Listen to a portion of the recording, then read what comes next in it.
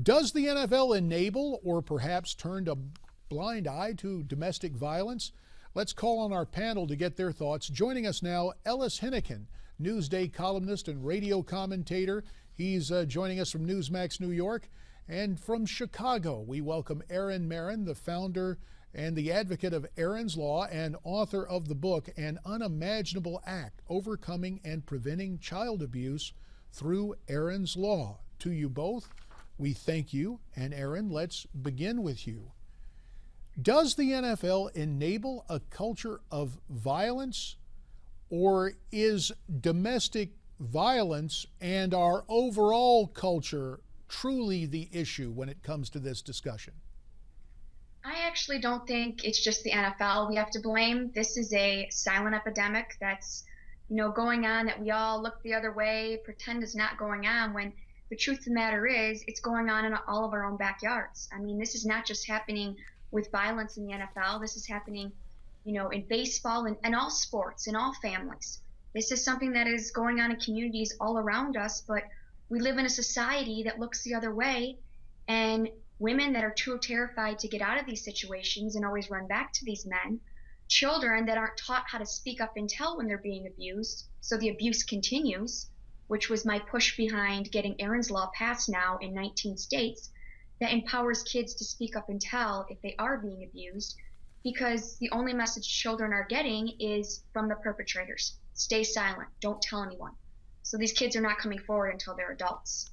So it's time the NFL and everybody take a step forward and look around and do something about this. The NFL does a great job every October bringing awareness to breast cancer awareness and all the men out there in their pink. Why aren't we doing something about domestic violence or child abuse? Why aren't they out there in their blue, their purple? Ellis, as Erin points out, it's not just the NFL, and yet because the National Football League has such a presence within our culture and such television exposure, what happens on Capitol Hill is suddenly the NFL becomes the target. Senator Cory Booker, Democrat of New Jersey, has said that the National Football League's nonprofit status should be revoked and funds given directly to prevention of domestic abuse.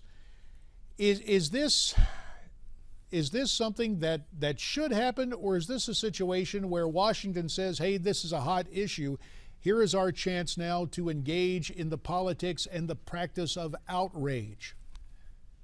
It's the second thing you just said, JD. I mean, listen, there's clearly a huge amount of emotion at this point. And the good news, as Erin points out, is that it does make people think about it. It makes us reflect a little bit on how serious a problem this is. But you can't claim that the NFL caused child abuse. I mean, people have been beating their kids long before there was an NFL. In fact, our cultural definitions today are much more negative toward beating kids than they were, in your time or even my time, JD. So it seems to me the challenge is getting beyond the easy slogans here and figuring out in practical terms, what exactly are we going to do? I mean, do we want to judge our professional sports stars by how good people they are? I'll tell you, most fans would rather watch an awful person on the field who could throw and run and tackle than a really nice guy who wasn't any good on the field. Well, and Ellis, as you point out, this is not restricted, and Erin made the point as well. This is not restricted to the National Football League, and yet, Erin, it appears that professional football is becoming the scapegoat for society's ills. Erin, you mentioned what the NFL does for breast cancer research and prevention. You believe the league can help in that role, but should there be a kind of, quote, guilt by association? Well, yes, but it's, look at it from, I look at it this way with the way society is set up, is whenever these stories are breaking stories like they are right now, and it's in the media, every top of the story is what's going on in the NFL with all this domestic violence and child abuse. Look what happened with, the Sandusky case, what a huge story that is. Then all of a sudden the story dies down. Nobody's talking about the silent epidemic that is continuing, that's not stopping, but just because the news story is not out there anymore, it's only when these stories get highlighted in the media that it's, put out there in the spotlight. And the truth of the matter is, we need to dig in and look at what an epidemic this truly is and how many people are affected by this. The statistics are overwhelming. 1 in 4 girls, 1 in 6 boys will be abused by the age of 18. There are 42 million survivors of childhood sexual abuse in America alone. 3 million of those are kids, and those 3 million kids could fill 46 national football stadiums. I tell parents, I tell educators, get that image in your head for a moment. 46 national football stadiums filled with kids that have been abused. Oh no, but we don't talk about that. We talk about autism, juvenile diabetes, cancer in the media. But we avoid this issue of domestic violence and child abuse because people don't want to realize what an epidemic it truly is. And there's all this silence around it. We have to be quiet. Well, I'm one of those people that I'm not going to be quiet about it. And we appreciate the fact that you have stepped forward, and we'll talk a bit more about your personal story before we all part company here. Erin pointed out very graphically, Ellis, the numbers involved here. There are some other numbers in terms of profit and loss. And now what, almost, well, more than 20 years ago, a corporate campaign from Nike in a different sport, but with an outspoken gentleman, Charles Barkley, saying, "Don't think of me as a role model." Now, in times past, when athletes have gotten in trouble, sponsorships and sponsors such as Nike have pulled whatever endorsement is coming from the celebrity athlete. Ellis, in your mind, is there a chance for these corporate sponsors to take a more active role rather than banishing those who are offending? Should they, in essence, lead the public in terms of awareness and making contributions to those who battle this kind of abuse? Well, JD, they are the ones with the power here, right? The fans are going to stick with these games because they love the games. But when the corporations become nervous about their images, that's where the league will respond. It's not going to be, based on protests and letters and committees and pundits coming on television and wringing their hands about it. Once the bucks begin to be put at risk, then you might actually see some change.